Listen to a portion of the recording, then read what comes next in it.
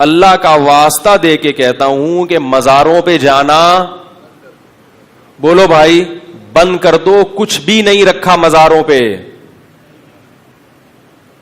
کچھ بھی نہیں ہے. میں جب سفر پہ جاتا ہوں نا تو پھر ایک ٹیلی فون کے ذریعے, اور ٹیلی فون سے بھی زیادہ سفر میں لوگوں کا پتہ چلتا ہے. ایک مرتبہ میں پنجاب سے آ رہا تھا بائی ٹرین, تو اسٹیشن پہ ہم بیٹھ گئے ٹرین کے انتظار میں. تو ایک پڑھا لکھا لڑکا میرے ساتھ آگے بیٹھ گیا, لگ رہا تھا شکل سے لباس سے پڑھا لکھا ہے. گپ شپ شروع ہو گئی. میں نے کہا کدھر کی روانگی؟ کہہ رہے کراچی جا رہا ہوں. میں نے کہا کہاں؟ کہہ رہے وہ عبداللہ شاہ غازی کے مزار پہ. میں نے کہا شکل سے تو پڑھے لکھے لگ رہے ہو یار. تو کہہ رہے کیا ہوا؟ مزار پہ جا کے میں اللہ سے مانگوں گا, عبداللہ شاہ غازی تھوڑی مانگوں گا. تو میں نے کہا اللہ سے مانگنے کے لیے اللہ نے مسجدیں بنائی ہیں, مزار بولتے کیوں نہیں؟ اللہ سے مانگنے کے لیے کیا ہے؟ مسجدیں ہیں, مزار تھوڑی ہیں.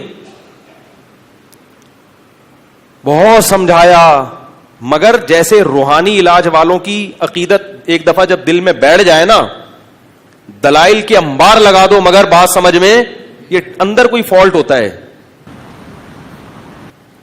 استخارے کا ایک دفعہ تصور دماغ میں بیٹھ گیا نا, پھر بھی استخارہ کرے گا جو اپنے طریقے سے. ایک تو سنت استخارہ ہے نا جو میں بولتا رہتا ہوں, ایک غلط استخارہ ہے جس میں کچھ نکلتا ہے. کتنا چیخ چیخ کے تھک گئے کہ بھائی یہ استخارے نہیں ہے اسلام میں. کل ایک خاتون آئی بڑی عمر کی کہ میری بیٹی کی شادی تھی تو وہ لڑکے کا رشتہ آیا, میں نے استخارہ نکالا, اس میں کالا آیا ہے. مجھے بہت افسوس ہوا. میں نے کہا میرے بیان بھی سنتی ہیں اور کہہ کہہ کے تھک گیا, مگر یہ جو بیماری ہے نا, یہ جو بیماری ہے نا ایک دفعہ استخارے کی, روحانی علاج کی, جن چڑیل بھوت کی, جادو ٹونے کا وہم, یہ نکلتی نہیں ہے.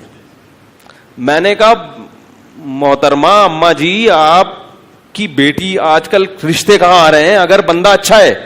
میں نے کہا خواب میں کالا نکلا ہے, بندہ تو کالا نہیں ہے نا. ایسے ہی میں نے کہا لڑکا تو اتنا کالا نہیں ہے نا جتنا خواب میں کالا آیا تھا. لڑکا ایسا ہے کہ اتنا کالا ہے کہ اندھیرے میں نظر ہی نہیں آ رہا. پھر تھوڑا سا مسئلہ ہے کہ بھائی بیٹی کو پتہ نہیں پسند آئے کہ نہ آئے. تھوڑا بہت تو لڑکے کالے پیلے بھی چلتے ہیں, ٹھیک ہے, لیکن بالکل ہی بلیک ہے اتنا کہ اندھیرے میں نظر آ ہی نہیں رہا. اور آپ کی بیٹی بالکل گوری چٹی ہے, پھر تھوڑا میچنگ کا رشتہ بولو بھائی نہیں. لیکن محض بھائی کوئی کالا پیلا بیٹھو, میں یہ میری عادت ہے ایسا ہے, تو یہ تو اس کو کوئی وہ نہ کریں آپ لوگ, دل پہ نہ لے کے جائیں. کسی کو اللہ نے کالا بنایا کسی کو گورا بنایا, یہ تو ایک مزاح کی چیز ہوتی ہے نا. کسی کا مذاق اڑانا مقصد بول لو نا یار نہیں ہے. تو کیونکہ وہ ان کو سمجھانے کے لیے یہ مزاح کرنا پڑتا. میں نے کہا استخارے میں کالے نکلنے سے کچھ بھی نہیں ہوتا. لڑکا اچھا ہے تو بیٹی کی شادی وہاں آنکھ بند کر کے کر دیں, اچھا نہیں ہے تو استخارے سفید بھی نکلتے رہے, سفید کبوتر نکلے استخارے میں. آپ نے بیٹی کی شادی وہاں نہیں کرنی, اور اللہ کا واسطہ میری جان چھوڑیں, کیونکہ مجھے پتا تھا کہ یہ استخارے کی ڈسی بھی ہیں, یہ پھر کھڑی ہو جائیں گی. نہیں جی آپ نکال کے بتائیں. لوگ آ جاتے ہیں پرچہ لے کے میرے پاس, کئی دفعہ ایسے ہوا ہے. فون آیا, اٹھایا جی فلاں بات کر رہا ہوں, جی فرمائیے. میرا نام جی عبد الشکور ہے. تو کیا کروں بھائی؟ میری والدہ کا نام بی بی گل چمن. تو بھائی میں کیا کروں, اپنے کیوں شجرہ نسب بیان کر رہا ہے بھائی تو مجھے اس سے کیا غرض؟ آپ کی اماں کا نام کیا, آپ کے دادا کا نام کیا؟ کہہ رہے ہیں آگے سنے تو صحیح. تو میری اماں کا نام یہ ہے اور بچی کا نام یہ ہے. اپنی گھر کی بچیوں کے نام بتا رہا ہے بھائی مجھے تو کیا کرنا ہے؟ کہہ رہے آپ استخارہ نکال دیں. جہالت ہے. اپنا نام, اپنی اماں کا نام, اپنی بچیوں کا نام بتا کے کیا نکالنا؟ میں نے کہا ہم نے آج تک اپنی شادیوں میں کبھی استخارہ اللہ کا شکر ہے نہیں نکالا, ورنہ اب تک کنوارے کے کنوارے ہی ہوتے. ہمیں تو جہاں رشتہ ملا ٹرائی مارا استخاروں کے چکر میں. جو یہ آج کل جاہلوں والے استخارے ہو رہے ہیں, اس کے چکر میں الحمدللہ ٹرائی کرو یار. ان کو بھی منع کر دیا استخارہ نہیں نکالنا. لڑکی والوں کو بھی سختی سے کیا بول دیا؟ نہیں نکالنا. اور اگر نکالا کیونکہ ڈر یہ ہوتا ہے نا ان کا سوتے ہوئے پتہ نہیں کیا خواب آ جائے, اچھا والا ایک رشتہ انکار کر دیں یار, کیا اگلے بھی تو ڈر ہوتا ہے نا کہ وہ انکار کر دے گا تو ہم بھی کنوارے ہی رہ جائیں گے. ان کو سختی سے منع کیا استخارہ نہیں نکالنا. لیکن اگر ان کی سمجھ میں نہیں آیا, جیسے کہ نہیں آتا, تو پھر ان کو بولا کہ ہمارا جو استخارہ ہے نا میرا والا بہت طاقتور ہے, اس میں یہ نکلا ہے کہ ان لوگوں کا اگر نیگیٹو بھی آئے تو پھر بھی یہی کرنا ہے.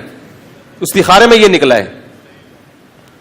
سمجھ میں آ رہی بات کہ ان کا استخارہ اگر نیگیٹو بھی آیا تو مجھے جو استخارہ آیا ہے اس میں یہ آیا ہے کہ اس کی پرواہ نہیں کرنا, اور ان کو بتا دینا کہ آپ نے بھی کیا کرنا ہے, یہی کرنا.